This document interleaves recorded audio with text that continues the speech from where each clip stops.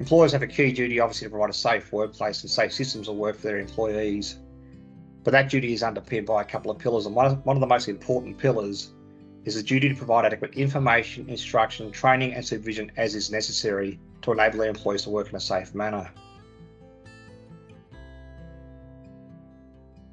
The law is not prescriptive in terms of detailing exactly what training or instruction. It's performance-based legislation. A lot of that training is actually delivered by farmers themselves on farm. And that's the nature of performance-based legislation, where a lot of employers fall short in terms of having evidence to show and demonstrate the training that they provide is not having any records that demonstrate or maintain evidence of that training having been delivered.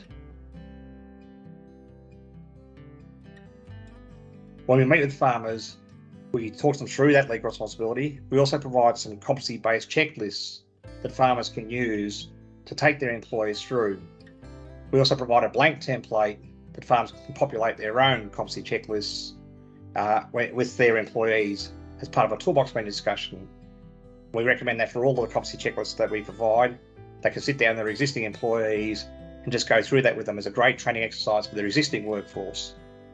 And thereafter, with new employees, when a new worker, for example, particularly a young worker comes in, inexperienced in the operation of a header or chaser bin or tractor, for example, they can take the employees through that checklist bit by bit, question by question, and then tick off to their own satisfaction the employees are competent and capable of doing that work.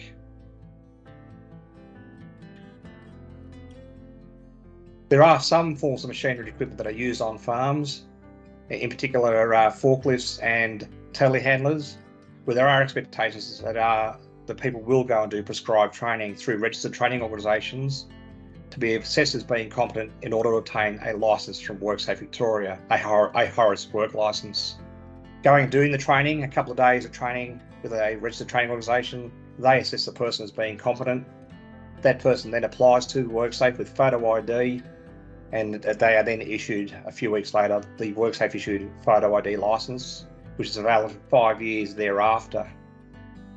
And thereafter, all they need to do is to renew the licence by filling a state dex, confirming they are still competent, a WorkSafe form, and then they'll be issued a new licence, subject to them obviously still practising in the operation of that form of machinery.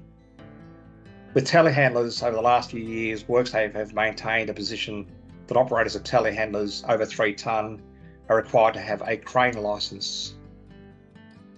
VFF have been engaging with WorkSafe and a range of other organisations, training bodies, unions, with a view to introducing a new high-risk work licence for telehandlers over 3 tonne, a telehandler specific class of licence.